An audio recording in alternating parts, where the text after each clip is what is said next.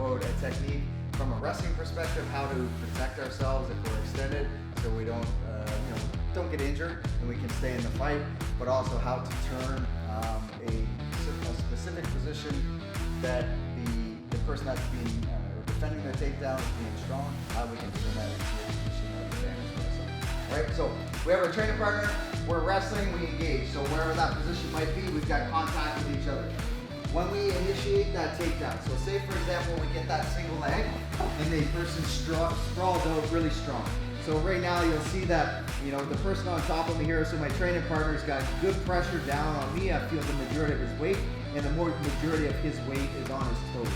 If you notice, the arms are really extended here. It does nothing very well for the guy in the bottom. So we need to be able to abandon the position, but without losing the fight in the wrestle.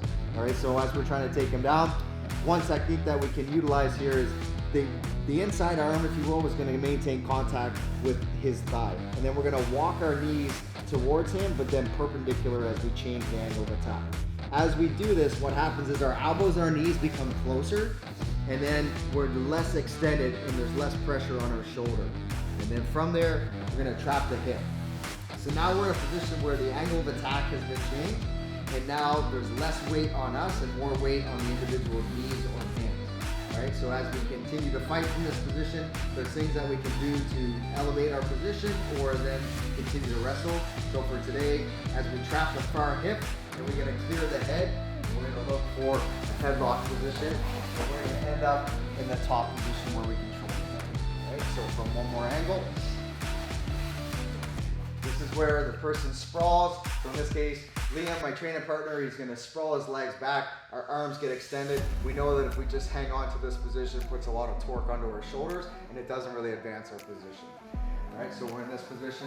We're wrestling head on the inside. We establish the single leg. As we attempt to take him down, he sprawls really strong, just like he did.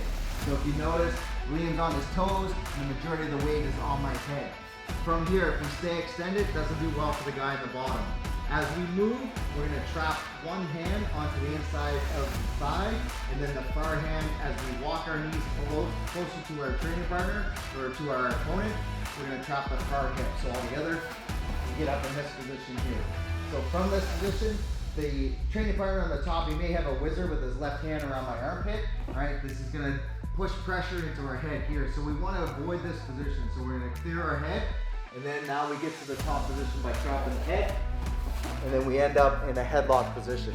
So one arm over, one arm under, and then our head is in relative line to the spine. This is a better position for us to be in. All right, one more time, and then we'll talk about the attack from this position. So we're wrestling, we want to avoid being extended, keep our structure strong, and then change our angle of attack.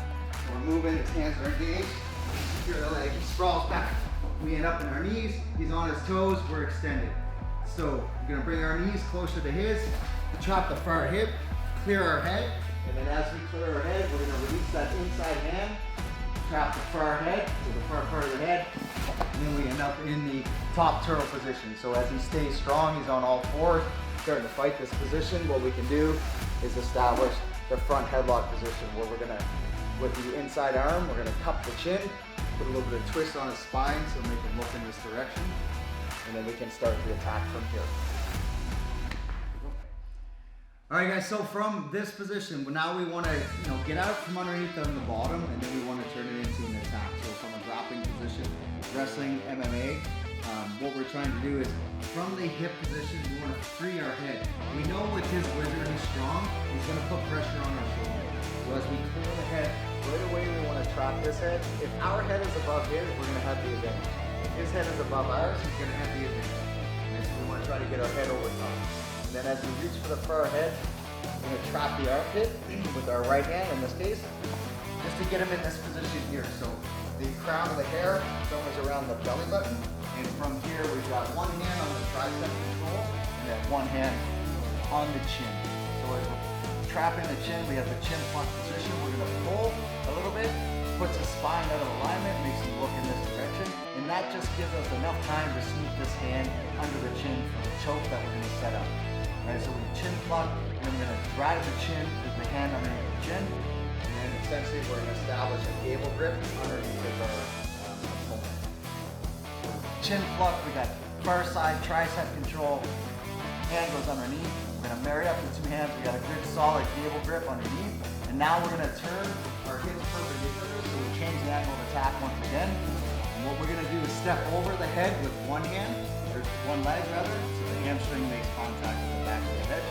And then as we open up the hips, our second leg is gonna trap over top, somewhere around the back. And then we're gonna sit back. So all together, we sit back.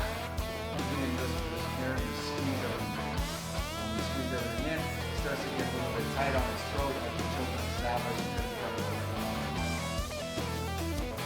Release the grip. And we do it again, go through it nice and slow. So we're just trying to take him down. He's sprawled strong, he's got a good whizzer, good position. So we're gonna abandon this position and then turn it into an attack. So we trap the hip, stay close, knee to knee, hip to hip, free the head. As we free the head, reach over top, break him down, give him a little tug if we need to, tricep control, far side, chin pluck, near side.